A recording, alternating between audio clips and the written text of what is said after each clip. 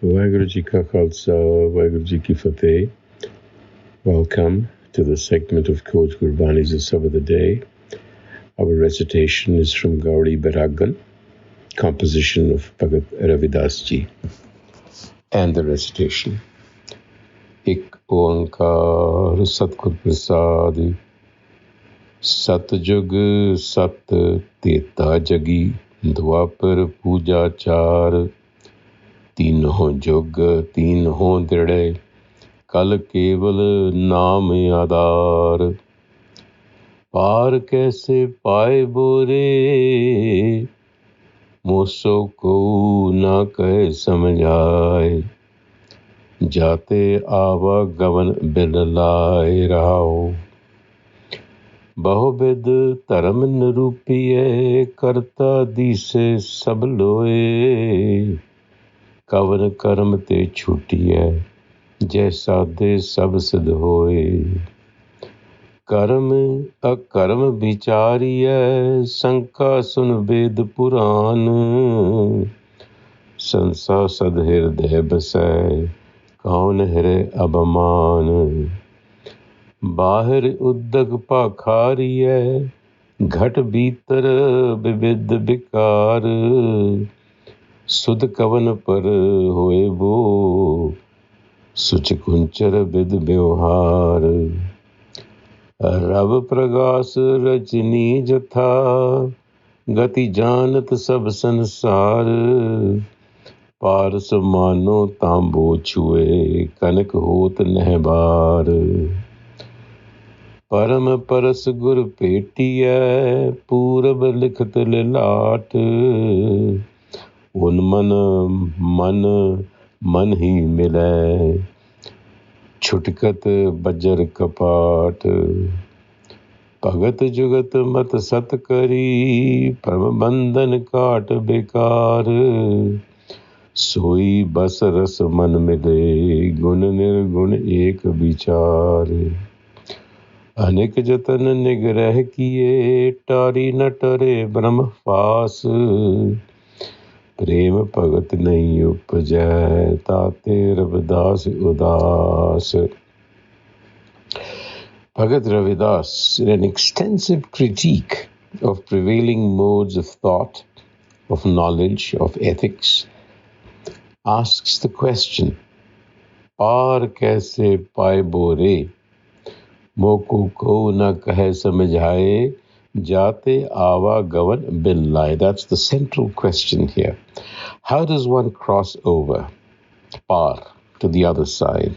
And that has deep implications of what the other side is. Can someone explain to me, says Moso ko na kahe samjhaye, how to free oneself from the shackles of our gavan?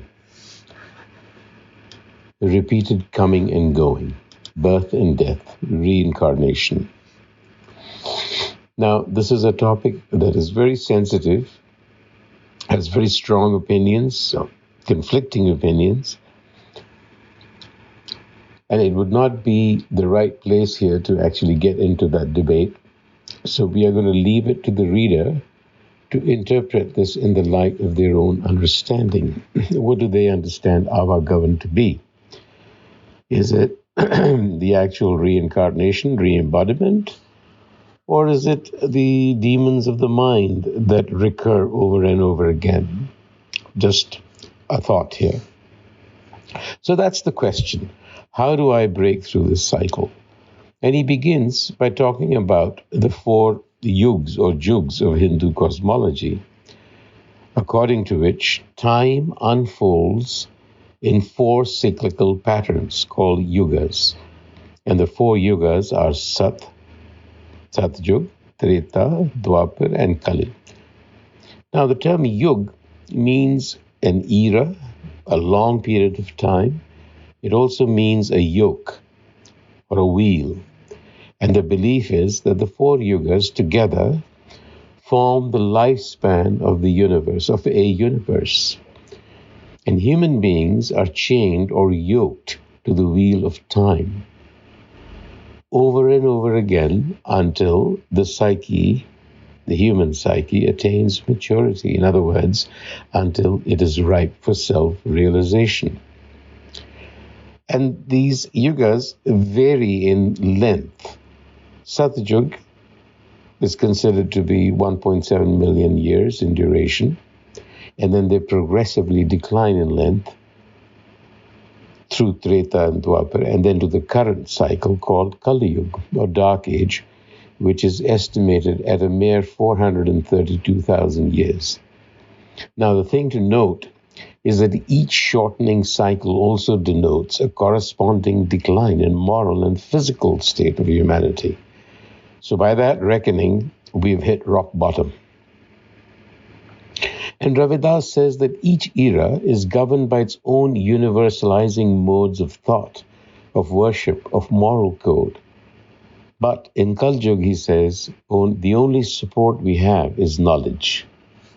And so we have the scientific temper now, which essentially is the search through knowledge. He goes on to say, Bahuvid Dharam Nirupiye. I've examined the various religious systems, the rituals associated with them. Karta dise sab loe. And I've seen people follow the prescriptions. But my question, he says, is Kavan Karam Te Shutiye. Which is that ritual, which is that action by which Chutiye, I can be free? Jaisade Sabsid Hoye, adopting which will ensure success, perfection. And he complains, he says, look, the contents of the Vedas and the Purans only create confusion on what action to perform and what to abstain from. Karam, akaram, vichariye, sanka, sun, Ved Puran. And these doubts are always present, but because we are creatures of the ego, we persist even with our doubts. We don't seek clarification. For example, bathing of the external body with water, whereas the mind remains afflicted within. So which method? How is the mind to be purified? That is the question. And the problem is that our purification is like that of an elephant, which pours dust on itself after it is given a bath.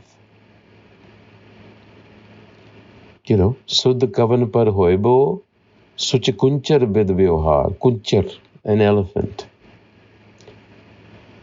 Rav pragas rajani jatha, gati janat sab sansar, par sammano tambo chuhe, kanak hot nahi vyavhar. He's now talking about Guru wisdom being the philosopher's stone that changes a base metal to gold. That is what we need, is Guru wisdom. And the Guru is the embodiment of Guru wisdom. Parama paras gur petiye. So those who have been motivated will find the Guru. And unman man hi mile. In other words, the gate to the source comes through the mind. The mind is the barrier, the mind is the opening. So from inman to unman. That is how the difficult gates will be opened.